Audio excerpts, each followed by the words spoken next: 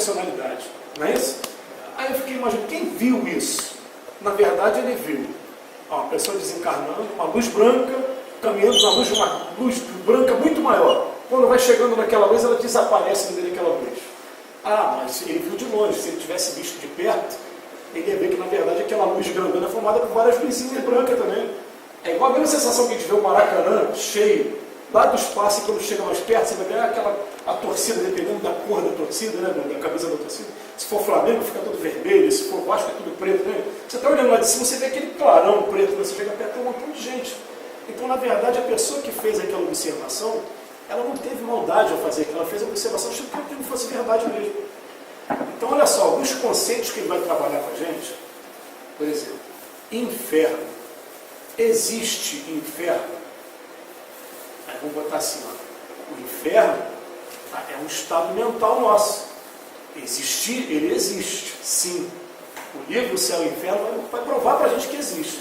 Mas ele não é eterno, como algumas pessoas acreditaram. Ele tem um termo. E vem mostrar para a gente qual é o termo para isso acontecer. Um capítulo maravilhoso, o Código Penal da Vida Futura. O que acontece com a gente?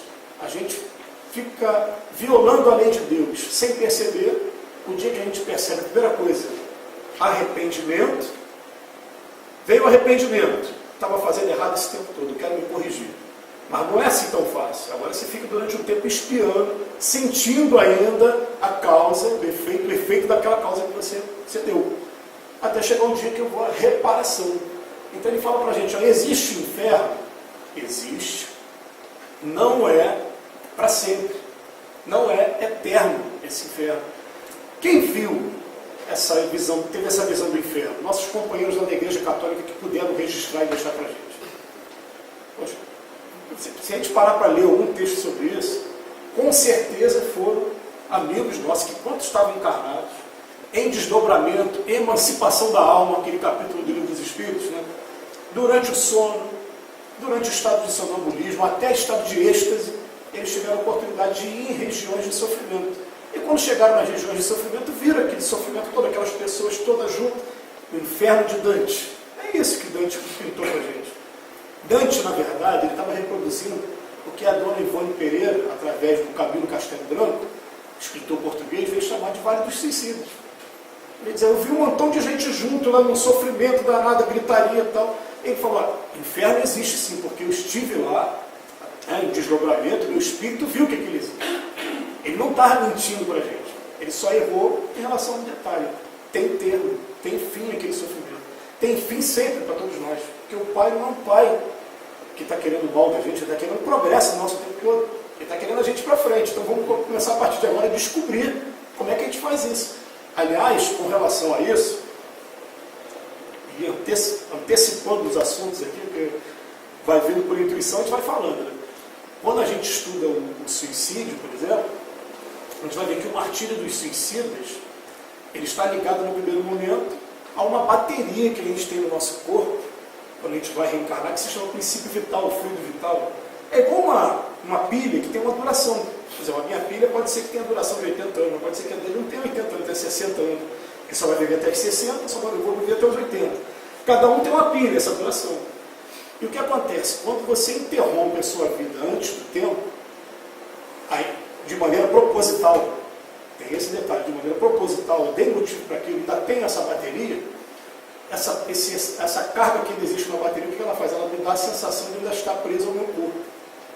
Então o martírio que a gente vai ver aqui no capítulo que fala de espíritos suicidas é justamente esse, enquanto a pessoa ainda está presa àquela restante de bateria. Pode durar até quanto tempo? Até o tempo que ele levaria para a vida dele toda. Então às vezes tem gente que desencarna com 20 anos, ou melhor, morre com 20 anos, não desencarna ainda, né? Morrer e desencarnar, e viver até os 80, pode ficar até 60 anos nessa condição. Mas tem termo, chegar aos 60 anos termina. Aliás, André Luiz, ele deu uma dica de como interromper isso. Ele fala assim, eu estive em Pedro Leopoldo ano passado, e os amigos do Chico, eles falaram que André Luiz, na verdade, ficou só 8 anos no umbral, não ficou 10. Para despistar lá os familiares dele, que falam assim, 8 anos. E a gente fala assim, 8 anos, isso tudo, ele fala, não, só isso, era para ter ficado mais. É porque chegou um momento que ele entrou numa prece fervorosa, lá naquela região que ele chamava de umbral, falou, entrei numa prece fervorosa pedindo a Deus, pelo amor de Deus, para ajudar. E eu não me lembro quanto tempo eu fiquei naquela condição, mas quando eu dei para dormir, eu estava sendo carregado numa maca para um lugar chamado Nosso Lar. Então ele já deu uma dica para a gente, através da oração, através do arrependimento sincero e o pedido para o Pai, que o Pai ama, aquela carga vital, né, o fluido vital foi esvaindo, até chegar o momento de ele poder sair antes do tempo que ele ficaria. Senão ele ficaria o tempo todo aí, né, de 20 anos até 60, imagina até 80, poderia ficar 80 anos, 60 anos. Então a gente vai perceber o seguinte: quem falou sobre o inferno na Igreja Católica estava errado? Errado não. De repente não observou o conjunto da obra, tudo, observou só uma parte e trouxe um valor para a gente, uma informação para a gente. Outra coisa, existe diabo. Aí você, eu vi um montão de careta fazendo assim, não. Mas peraí, está vendo na minha cabeça aqui agora o livro Libertação, do André Luiz. Alguém já leu esse livro, Libertação? Não tem um espírito trevoso lá, que é o chefe daquela região umbralina, que todo mundo tem medo dele. Peraí, eu que estou de fora, de repente, se eu em desdobramento puder chegar lá e ver, eu falo, não, tem um chefe lá dentro, eu sei que tem. E puxar a minha orelha, que eu não lembro o nome dele. Quem lembra o nome dele? É Gregório, né? Oi? Saldanha? Não, Gregório. Gregório. Aí você pega o livro Aconteceu na Casa Espírita. Aí você lembra de Júlio César. Tem um outro lá, que é o chefão. Então, a sensação de quem teve o desdobramento e foi lá no plano espiritual ver, visualizar em loco, tem alguém ali que manda. Que é como se fosse para a gente, de maneira grosseira, que é a comparação, o gerente da Boca de Fumo, sei lá, alguma coisa dentro da nossa realidade triste que ainda a gente vive aqui no Rio de Janeiro. Tem alguém ali que manda. Então a pessoa trouxe aquela informação, falou, tem alguém lá que realmente é o chefão lá. Agora o Divaldo Pereira Franco, através de Manuel Flamengo de Miranda, ele lançou 3 livros, foi Transição Planetária, O Amanhecer da Nova Era e o Perturbações Espirituais. Né? E também nesses 3 livros aparece uma figura ali de um judeu, né, que também está numa região umbralina. Todos os livros espíritas vão trazer essa figura. Quem viu trouxe essa informação para a gente. Estava errado? Não estava. Foge a razão quando vai dizer que é um diabo, que é uma pessoa que dera um mal, né? Então Allan Kardec, no primeiro momento, ele vem falar para a gente, ó, céu. O que é céu na visão antiga? É um lugar muito bom que a gente vai. É o paraíso. É um lugar que a gente vai viver total felicidade, plena felicidade. Né? E dá até aquela ideia, né, que é pintado para a gente, alguém tocando harpa, todo mundo vestido de branco, todo mundo, né, vivendo uma vida que até a gente olha e fala, eu não queria isso não, eu gosto mais de agitação, acho que eu não, né, dá até uma coisa na gente. Ele fala, o que é céu para a gente? Há várias moradas na casa do meu pai. Se não fosse assim, eu não teria dito. Eu estou indo na frente para nos preparar o lugar, porque quando vocês chegarem lá, o lugar vai estar preparado. Jesus falando para a gente. Olha só. Então o que é céu? São as várias moradas que tem na casa do Pai. Só que nessas várias moradas, segundo o Evangelho segundo o Espiritismo, vai ter capítulo 3, vai ter mundos punitivos, que são piores do que o nosso até. Se a gente for ler assim, a pergunta 271 do Livro dos Espíritos, comentário do Kardec. Os nossos antropófagos, os canibais, né? Homem, fagia, comer, canibal. Os nossos canibais não estão no último grau da escala, e há mundos onde o embrutecimento e a ferocidade não tem analogia na Terra. Meu Deus! Só que quando a gente vê isso, eles falam para a gente, só que nós fomos criados simples e ignorantes, nós passamos por lá. Todos nós fomos um dia desse jeito, embrutecidos, ferozes, fazendo aquilo tudo. Então, nesse céu, que fala aqui, Allan Kardec vai trazer, olha, tem mundos primitivos, tem mundos de expiações e provas igual ao nosso, e vai ter os mundos regeneradores, ditosos e celestes, mundos que são daqui para frente, igual ao nosso daqui para frente. Mas quando vai falar do inferno, ele vai falar assim, ó, o inferno cristão, e eu, quando tive a oportunidade de dar o curso do livro Céu e Inferno, durante um ano inteiro, eu fico mais, esse ano estou dando a Gênesis. É o que acontece, a gente vai ver que Allan Kardec teve a preocupação de pegar qual era a definição de céu e de inferno na Igreja Católica na época dele. Então a gente vai ter um texto aqui, que talvez seja o único texto que vai exigir um pouquinho de paciência nossa, para ver, olha como é que as pessoas pensavam na época. Então. E se quiser não tornar tão maçante, de repente, Para quem está buscando o Espírito de verdade, fala, vai vos instruir. Para quem está se instruindo, não tem nada bastante. Mas para aqueles que acharem, a gente convida até os monitores de curso a fazer o seguinte: quando for falar dessa parte, procura saber o que é céu e inferno na visão da igreja presbiteriana, né? Da igreja batista, na pentecostal, né? Nas igrejas que estão ao redor da gente. Aliás, tem um estudo sobre o diabo, por exemplo, está na revista Veja, foi publicado aí durante um tempo. Botar no Google, a gente acha.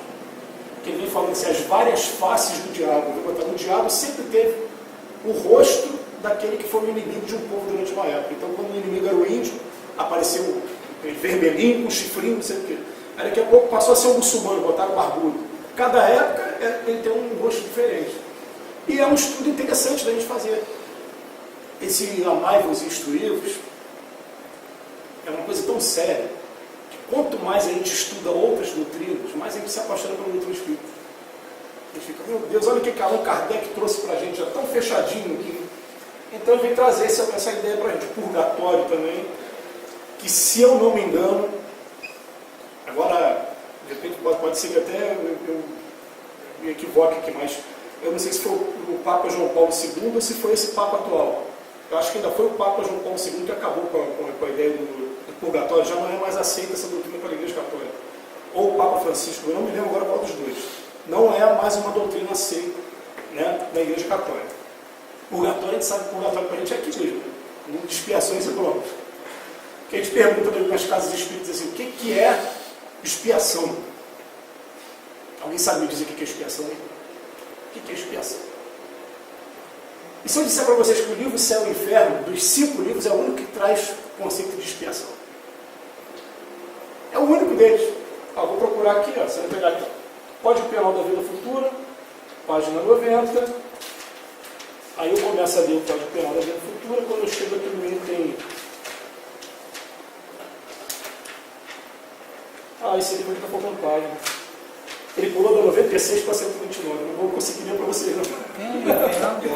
Não, mas enfim, ele vai dizer para a gente o que é o arrependimento. Que é bom fazer isso, a gente mostrar aqui, né, também junto, está estudando junto.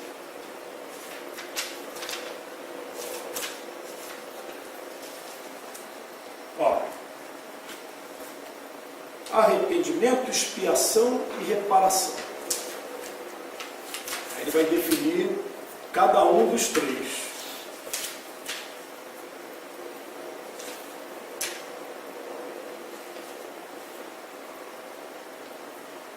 E são conceitos que a gente precisa desses conceitos, não tem jeito, a gente tem que estudar aqui. O arrependimento, vamos lá, conquanto seja o primeiro passo para a regeneração, não basta por si, são precisas a expiação e a reparação.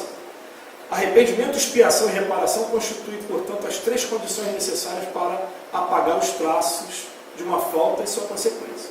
O arrependimento suaviza os traços da expiação, abrindo pela esperança o caminho para a reabilitação. Só a reparação, contudo, pode anular o efeito de destruir a casa. Do contrário, o perdão seria uma graça, não uma anulação. Aí ele bota aqui, até que os últimos vestígios da falta desapareçam, a expiação consiste nos sofrimentos físicos e morais que lhe são consequentes, seja na vida atual, seja na vida futura, após a morte, ou ainda em nova existência corporal. O que é expiação? Sofrimentos físicos e morais decorrentes da nossa falta com relação à lei de Deus. É isso que é expiação. E, curiosamente, eles falam para a gente aqui no Evangelho, esse mundo que a gente vive é um mundo de expiação e provas. Ele começa por expiação. Aqui é mais de expiação do que de provas. Você estudando o restante do capítulo, ele vai falar, olha, todos os mundos daqui para frente vão ser de prova. Regeneração vai ser mundo de prova aí, depois vai ser mundo de prova, todos eles. Mas expiação é aqui agora, esse momento que a gente está... Qual é a característica nossa aqui na Terra? Todos nós aqui, espíritos imortais, criados simples e ignorantes. A vida não começou no berço, não vai terminar quando a gente morrer, se corpo for para o cachorro. Já demos alguns passos significativos lá atrás, mas quando a gente olha para frente, tem muita coisa para frente ainda. Mas qual é a característica maior nossa aqui na Terra? Espíritos rebeldes à lei de Deus. Alguns de nós já até conhecem, sim, o Evangelho, a Boa Nova. Mas tem aquela música do Beto Guedes que falava assim, a lição sabemos de qual só nos resta aprender. A gente já sabe, mas a gente não consegue botar na prática ainda. Então é isso que ele está trazendo aqui para a gente no livro do Céu e Inferno. Vem trazer esse capítulo aqui. Código Penal da Vida Futura, ele é um capítulo imperdível para quem quer estudar a doutrina do Espírito, quer entender a doutrina do Espírito. Não pode deixar de passar por isso aqui. Né? Vem falar depois sobre anjos e demônios. Quem são os anjos? São seres que foram criados por Deus, assim já prontos? Não. Aí vem os espíritos. Isso não foi Allan Kardec que inventou isso. Allan Kardec estava de curioso, fazendo a pergunta para os espíritos, e os espíritos foram respondendo para ele. O que é anjo? A anjo, na nossa concepção, todos aqueles que estiverem à nossa frente, né, na escala evolutiva. Na pergunta 100 do livro dos Espíritos, ele coloca para a gente uma escala evolutiva, lembra? Espíritos imperfeitos, espíritos bons e espíritos perfeitos. Ele divide os 3 em 10. Isso aí foi trabalho do Kardec, né? 3 eram os espíritos, mas Kardec ainda para facilitar criou em 10 ainda. Então, mais 5 no primeiro, 4 no segundo. Então, anjo para a gente são todos aqueles que foram criados simples e ignorantes igual a mim, né? E que já passaram à frente. Quando Jesus fala assim, antes desse planeta existir, eu já era. Está lá no Evangelho. O que ele está querendo dizer para a gente? Já era um espírito perfeito, quando a gente ainda estava nascendo de repente. Está lá no livro dos Espíritos assim. Como é que é? Os espíritos foram criados em um momento só, ou são criados a todo momento? Está sendo criado a todo momento. Tem espírito nascendo agora. Se o espírito está nascendo agora, vai passar para o mundo primitivo, vai chegar daqui a pouco de expiações e provas igual a gente. Ah, então peraí, então significa que o mundo de expiações e provas não vai mudar nunca. Vai ser sempre um mundo que vai ter assassinato, vai ter aborto, vai ter todos esses assuntos que a gente conhece. Quando a gente superar isso aqui, aprender tudo e for embora, aí alguém lá na frente vai chamar a gente e falar assim, vamos fazer cumprir uma missão lá no mundo de expiações e provas. Eu vou lembrar, lá tem esse problema, todos vão embora. E vai aceitar com alegria. Então o que eles dizem para a gente? Fala assim, Jesus está no livro A Caminho da Luz de Emmanuel. É o governador do nosso planeta, é aquele que fundou o nosso planeta e é o diretor da escola aqui do nosso planeta.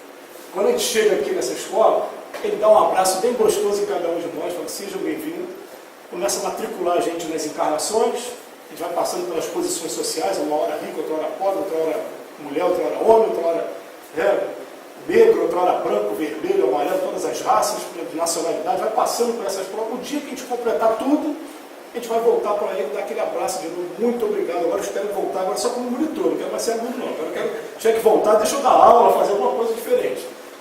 Como estão voltando agora, através desse processo de transição planetária, vários espíritos para cá, para ajudar o progresso do nosso planeta. Porque é uma coisa até bom da gente pontuar, né? Não está sendo igual Exilados de Capela, não. Quem conhece o livro Exilados de Capela, o que aconteceu com aqueles espíritos? Eles estavam rebeldes ao progresso do planeta deles e foram exilados para outro lugar. Esses que estão vindo não estão vindo exilados, não. Estão vindo de boa vontade, porque chegou o momento do nosso planeta evoluir. Então, leiam o livro Transição Planetária, por exemplo. E quem são os demônios? Olha, é até interessante, né? Eu me lembro do espírito Swedenborg, ele falando assim, eu vi o demônio face a face e descobri que ele é simplesmente humano. Olha só que coisa interessante. Chico Xavier, qual é a sua definição de criminoso? Ele, meu filho, criminoso para mim somos todos nós quando somos descobertos. Ele fala para a gente. Né? O que é o demônio? A gente várias vezes, a gente vai enxergar na gente essa figura aqui. Demônio, a primeira coisa, demônio, se a gente parar para estudar no Evangelho, não é um substantivo, é um adjetivo. Está qualificando alguém. Eu estou fazendo essa viagem para você ver a importância desse livro, que é a comemoração do livro do lançamento. Né? Olha só, demônio tem uns momentos significantes no Evangelho. Jesus está na última ceia e de repente fala assim, eu estou aqui me despedindo entre vocês, os 12 apóstolos, os 12 discípulos, mas entre vós é o diabo. Ele estava se referindo a Judas. Judas ficou uns 3 anos com ele, fazendo cura, pregando a boa nova. Como é que ele pode ser o diabo? Estava ali esse tempo. E se fosse? Jesus não tinha percebido esse tempo todo? Não, ele falou que naquele momento ele estava atormentado por ideias diferentes, que hoje, através da Amélia Rodrigues, através do Divaldo Pereira Franco, ele fala para a gente as ideias políticas. Judas, na verdade, era aquela pessoa inconformada com o governo, que falou assim, já que ninguém toma providência nenhuma, eu vou entregar Jesus para ver se Jesus toma uma providência contra eles. Quando viu que Jesus, na verdade, não fez nada, veio o remorso e ele se suicidou através do enforcamento. Né? Aí depois vocês pesquisam a história de Joana d'Arc e me dizem qual é a ligação de Judas com Joana d'Arc. Né? Então o que é o demônio para a gente? Demônios são todos os espíritos que ainda estão em graus evolutivos diferentes do nosso. Hoje, nas nossas casas espíritas, nós já estamos tendo cuidado de até modificar aquele termo de desobsessão. Tem reunião de desobsessão. A gente está tendo preocupação, vamos botar assim, ó. Não é mais desobsessão, agora é atendimento fraterno espiritual. Mas por quê? Se até o Emmanuel, quando escreveu o livro, deu o nome de desobsessão. Porque a gente vai para a reunião de desobsessão, a gente vai ver sentado na mesa ali, a pessoa que era a mãe, que era o irmão, que era o avô da pessoa, que não tem nada a ver com o obsessor. Né? A ideia de obsessor para a gente ficou parecendo aquela pessoa que está ali querendo atazanar a sua vida, atrapalhar, e na verdade não. Na verdade a pessoa está querendo ajudar, mas está desesperada e não sabe como ajudar. E ser médium, se fosse só você ouvir, ver, era fácil, mas a gente sente o que o espírito está sentindo. Então de repente, do nada, você sente uma tristeza muito grande, você fica, meu Deus, eu não está vendo essa tristeza. Aí você vai fazer o exame no médico, o médico dá o hemograma, dá tudo certinho, tudo legal, falando, você está estressado. Aí tem gente que vai falar assim, você está com depressão. Vamos começar a tomar um antidepressivo, fluoxetina, aí, aqueles remédios, começa com... E na verdade está sendo mediunidade. Na verdade, o espírito chegou perto de você, você está sentindo aquilo que o espírito está sentindo. A ansiedade dele, tudo você está sentindo também. Então não tem como a gente chamar de demônio. Tem que trazer até uma definição diferente para a gente de demônio. Na verdade, eles até falam para a gente, eu vou dar uma dica para vocês, tá? Os espíritos falam assim para a gente, ó. Vocês não estão estudando doutrina espírita? O dia que vocês desencarnarem, a gente vai saber que a gente desencarnou, tá? Alguma coisa errada vai acontecer, diferente, estranha. Como por exemplo, eu estou falando assim, se eu estou no hospital e vi meu corpo, né, realmente dar o último movimento, esgotamento dos órgãos, como está ali no livro dos espíritos, vai ser fácil. Mas em aquele caso igual o Ghost, outro lado da vida, que a pessoa está correndo, toma tiro, continua correndo, o espírito, o corpo está ali do lado. Ele falou o seguinte para a gente, ó, vocês vão tentar pegar a mesa, não vão conseguir, a mão vai passar por dentro. Vão tentar pegar o braço de vocês, não vai dar, porque o espírito, né, a matéria já é fluídica. Descobriu isso, pede em oração, com todas as forças, me leva para o plano espiritual. Eu quero recobrar minha lucidez como espírito. Porque se eu ficar aqui, eu vou cair naquela de, peraí, eu estou vendo ele, ele não está me vendo? Então eu vou seguir ele para a casa dele para ver o que ele faz. Vou começar a curiosidade, vou começar a ver as coisas, onde ele trabalha. E é um exemplo que eu recebi, né? Eu tenho 2 filhos, uma de 11 anos e uma de 6. Ele falou, vamos imaginar que de repente esteja se aproximando de uma dos seus filhos, né, um rapaz, aí você vai ver quem é esse rapaz. Aí descobrir que ele tem uma tendência viciosa qualquer. Na verdade, todos nós na Terra temos alguma, né? Mas ele tem uma tendência viciosa qualquer. Fala, não quero esse homem perto da minha mulher, da minha filha, não. Aí daqui a pouco começa a criar essas situações, que são situações de obsessão mesmo, sem perceber. Ele fazia a minha filha ficar com dor de cabeça na hora que ele está chegando, para evitar que ele não chegue perto da minha filha. Né? Aí o que acontece? Aí, se eu fosse para o plano espiritual antes e me recobrasse com o espírito, de repente eu descobri que está na programação da minha filha aquele rapaz aparecer para cuidar dele e ajudar ele. E é assim que acontece com a maioria de nós. Então eles falam para a gente, desencarnou, pede pelo amor de Deus, vai para o plano espiritual, toma o teu caminho. Né? E quando voltar, volta e encontra André Luiz. O que aconteceu com o André Luiz? Primeiro ele veio na casa dele e encontrou um homem na cama dele. Veio a emocional. O que aconteceu? Raiva. O que aconteceu com ele? Sabe o que os espíritos falam para a gente? Isso é sério demais, gente. Aquela pessoa que não aprendeu a perdoar. Então não perdoa o fulano. Eu sou joguete, faço na mão dos espíritos obsessores. Chegou no plano espiritual, o que acontece? Ele projeta a imagem da pessoa na minha frente. Quando a pessoa ficar com raiva, o que vai acontecer? Igual a Deus. Vou lá para o umbral também. Só que quando ele chegou no umbral, ele por ter ficado ali um tempo, né, ele lembrou de tudo, não ficou tanto tempo assim, voltou e parou para pensar, falou, peraí, eu não tenho culpa, a minha mulher não tem culpa de eu ter morrido. Tadinha dela. Ela simplesmente precisava de um outro companheiro. Descobriu que aquele companheiro estava doente e começou a tratar o companheiro dela. Quando ele restituiu a saúde, ele voltou, festa para ele, parabéns, seja bem-vindo, agora você é um cidadão ao nosso lado. Aí sim, ele olhou de maneira imparcial. É a situação do Chico Xavier, chorando, batendo na porta. Aí o Emmanuel aparece do lado dele. O que foi, Chico? A minha irmã está aí sendo obsediada. Eu falei, sua irmã? Todos os que estão aí são seus irmãos também. Mas a gente tem aquela visão ainda, né, de é só aqueles que estão no meu parentesco sanguíneo. É isso que aparece. Então, quando ele vem falar para a gente anjos e demônios, dá até um alívio, né? A gente fala assim, tudo que tem no universo que tem inteligência é espírito igual a mim. Se são espíritos inferiores a mim, não tem autorização para vir aqui na Terra, não. Olha só que legal, né? Porque o egoísmo, eu já perguntei isso para os espíritos. Falei, você tem vida em todo o planeta? Por quê? Fiz isso, pergunta para o espírito. Por que eu não vejo? Sabe por que vocês não veem ainda? Por causa do coração de vocês. Porque se vocês descobrissem que tem vida, por exemplo, em Vênus ou em Marte, vocês iam querer lá raptar uma espécie para dissecar aqui, estudar, ia pegar uma pedra lá e vender mais caro do que o ouro, dizer que a pedra é preciosíssima, a pedra de Marte. Então vocês não podem fazer isso agora não, mas conforme o coração for abrindo mesmo, for descobrindo o amor, vai ser permitida essa comunicação por ele. E a gente vai descobrir que são todos espíritos, anjo, demônio, todos espíritos, de acordo com a concepção que a gente viu. Aí chega na segunda parte do Livro dos Espíritos. A segunda parte do Livro dos Espíritos, para muita gente, vai ser uma mera leitura. Para que serve a segunda parte do Livro dos Espíritos? Ou do livro Céu e Inferno? Desculpa. Do livro Céu e Inferno. Primeira coisa, para falar do passamento, o momento em que a gente está desencarnando. Como é que é a perturbação de quem está saindo do plano espiritual agora, do material voltando para o plano espiritual. Como é que é o passamento. E a gente vai ver situações curiosas mesmo, de pessoas que ficam presas durante muito tempo, pessoas que conseguem sair muito rápido, e até no capítulo de espíritos felizes, a gente vai ver o seguinte, vai ver espíritos que, eles dizem ali, eu levei uma semana, levei um mês ainda no hospital, até conseguir desatar, né, cada célula ali do corpo físico até o perispírito, ainda levei um tempo ainda. Vem mostrando para a gente começar a se preparar, né, como é que vai ser com a gente também. Aí vamos lembrar aqui, Chico Xavier no programa Pinga Fogo, o pessoal pergunta para ele assim, como é que a gente faz para ter uma morte tranquila?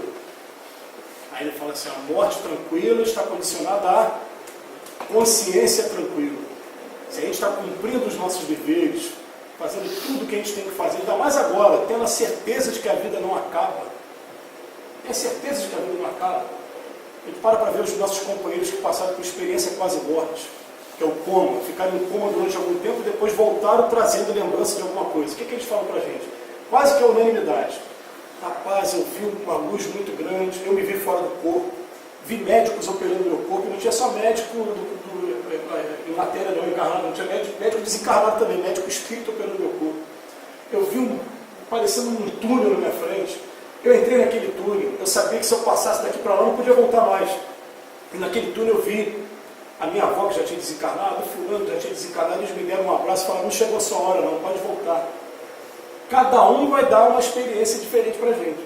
Então, o primeiro objetivo dessa parte é falar como é que é o passamento para o plano espiritual, quando a gente desencarna, quando a gente morre. Agora, para aqueles que vão se comprometer, começar a trabalhar com qualquer atividade mediúnica, esses exemplos aqui a gente vê toda semana. Reunião de desobsessão. Atendimento espiritual fraterno. A gente vê toda semana esses casos aqui, de espíritos que são felizes, de espíritos que estão em condição mediana,